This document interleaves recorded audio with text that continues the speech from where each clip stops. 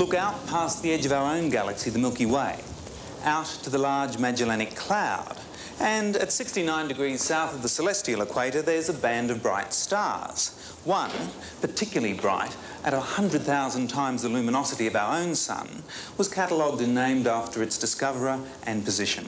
Sanderluc was the astronomer, 69 degrees, so it became Sanderluc 69, number 202.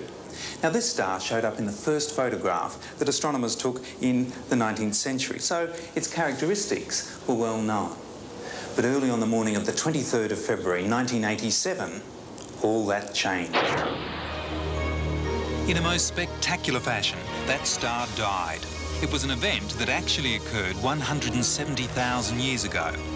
But on that February morning, the evidence eventually reached the excited observers on Earth. A star that had been well studied was exploding before their eyes. Star Sanderluc 69, number 202, was dead, but a supernova, its flashy remnant, was born and dubbed Supernova 1987A. Well, it's incredible. It's this first supernova that's been seen by people since the invention of the telescope. When a star explodes, it's an event that makes the H-bomb look like a firefly. And at one point, this particular exploding star burned 250 million times brighter than our own sun. Energy and matter were hurtling throughout the universe, but still part of the original star remained. This dense core, a neutron star, is so dense, just a pinhead of it would weigh 1 million tonnes, and it's spinning much faster than when it was a large star. In the same way that ice skaters bring in their arms to spin faster, this dense core is spinning frantically. Not one revolution in 24 hours, one a second. Such a dense rotating mass acts just like a dynamo and particle accelerator. The spinning magnetic field creates enormously energetic beams of protons, whose ultimate fate is to hurtle across the cosmos as very high-energy photons, those discrete packets of energy, along with all the other components of cosmic rays. Now, no one really knows if there is a dense core left after that star exploded. With all the fiery storms of energy and matter, it's very difficult to see.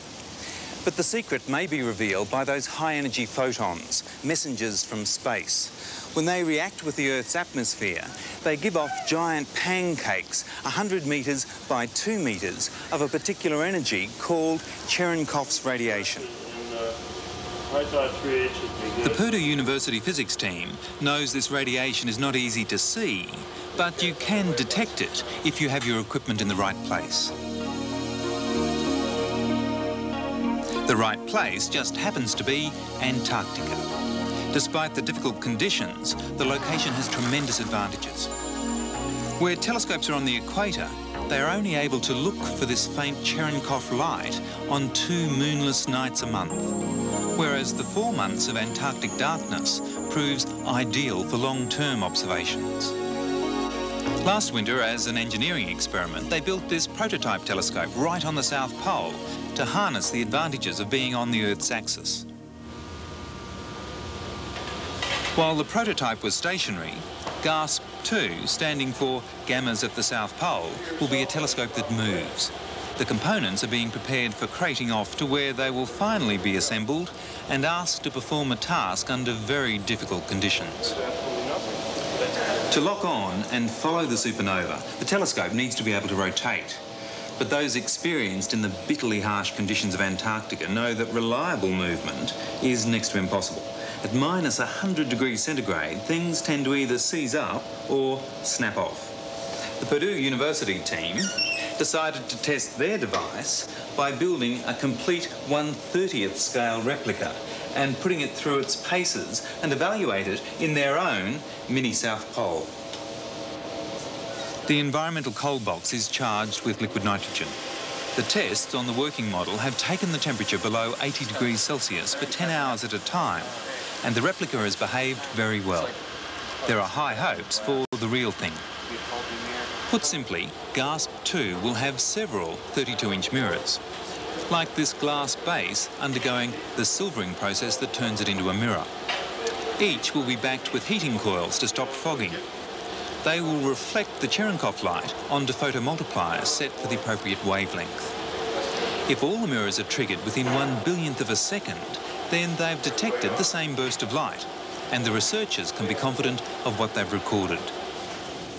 So, in the gloom of an Antarctic winter, that team will record faint glimmers of radiation, one final end product from those cataclysmic events of 170,000 years ago. It's a practical way of understanding the physics of those very high-energy particles created from all those stellar fireworks. These particles have 100 to 1,000 times more energy than anything we humans have created in our atom-smashing particle accelerators. And across the world, many eyes and much equipment will still be focused at supernova 1987A. So eager scientists can gain more clues to unravel mysteries as great as how our universe was formed. Next, TV goes CD. Now, by pointing at keywords on the screen, you can call up pictures and